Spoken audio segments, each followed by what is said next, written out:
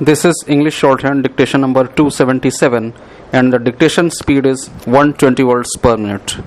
Ready? Start. Honorable Chairman Sir, I thank you for giving me this opportunity to raise a very important issue. The issue relates to cancer patients. The recent report of the Indian Council for Medical Research shows that the number of Indians suffering from cancer is projected to increase to 30 million in 2025. It was 27 million in 2021. The Health Minister has already said that 7.5% of global cancer burden is shared by India. So, every 13th cancer patient in the world is an Indian. This is a very gross situation, and this also shows that cancer treatment facilities are a major issue affecting the nation. Every year, 1.5 million new cases are diagnosed. Cancer centers are mostly in cities, and people coming from villages have to travel far and wide to see that the patient gets cancer treatment. That is also expensive. That jeopardizes their livelihood because they have to see that continuity of treatment is there for the patient. I would request the government that there should be more investment in the infrastructure for cancer patients. There should be radiotherapy units, radiation therapy units, and chemotherapy units so that they can access these facilities. Sir, the 325th report of the Parliamentary Standing Committee on Science and Technology, Environment, Forests and Climate Change also pointed out the fact that there should be availability of adequate facilities in local regions so that people do not suffer by not getting the cancer treatment and care. There is another aspect which needs to be looked into by the Ministry of Health, and there should be affordable and equitable care for cancer patients. It is a traumatic situation emotionally as well as financially when we talk about cancer. Sir, the report also pointed out that 6 crore people are pushed below the poverty line because of incurring this cost. I would urge the government to take this issue seriously. Honorable Chairman Sir, Indian Railways are the lifeline of the people of this country. Especially the poor and downtrodden people depend on railways for their travel. The railways had withdrawn train services and cancelled the fare concession for senior citizens and differently abled persons.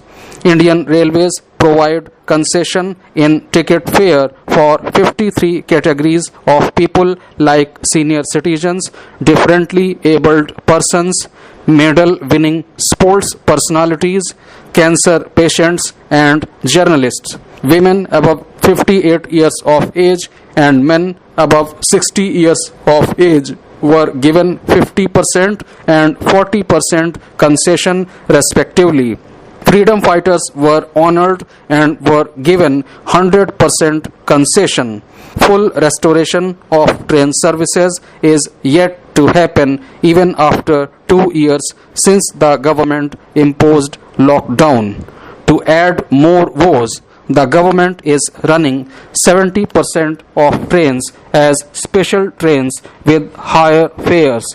Poor passengers have to spend more money for their travel by train even for a short distance.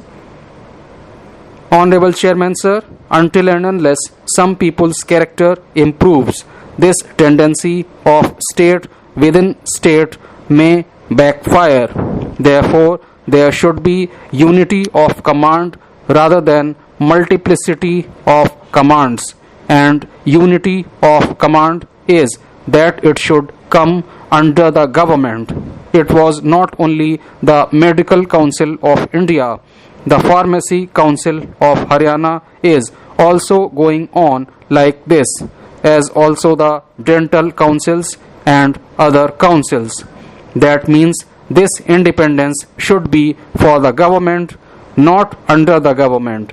Like soldiers, they should remain disciplined under the government. I put it this way.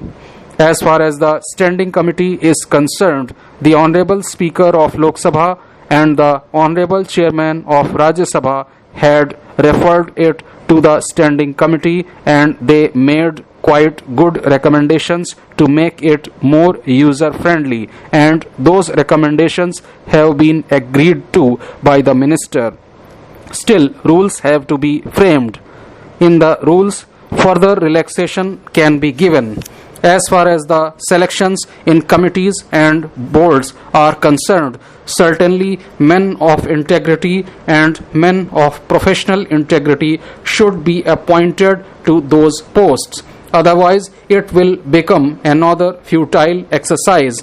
So, that aspect should be taken care of. Sir, I would like to put forward certain important points for kind consideration of our learned minister. I propose these points to be incorporated for effective implementation of this bill. Sir, as we know, the World Anti-Doping Agency was formed in 1990 under the International Olympic Committee.